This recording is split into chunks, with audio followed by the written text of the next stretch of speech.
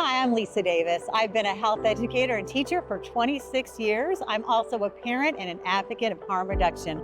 I'm here today to show you how to use the DEFENT ONE, the first of its kind all-in-one fentanyl detection device. The DEFENT ONE is designed to be used in all environments, especially on the go. Its portable and compact design make it easy to use no matter the location. The first thing you want to do is prepare your substance. The device features an integrated scoop that can be easily removed from the back of the device to retrieve a sample of the substance you intend to test. Slide the scoop up with your thumb. Next, you're going to use the scoop to retrieve a small sample from the bag and level the scoop off. Open the top of the device with your thumb and insert the scoop fully. Leaving the scoop inserted, you're going to close the device tightly until you feel a click. Next, you'll want to shake the device for 5 seconds to dissolve the substance.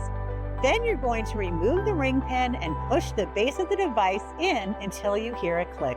Lastly, keep the device upright and you'll want to wait 3 minutes before interpreting the results.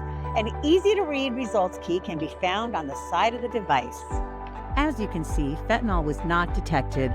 If the test did detect fentanyl, you can use the QR code on the back of the device to anonymously report a positive result in order to keep your community safe.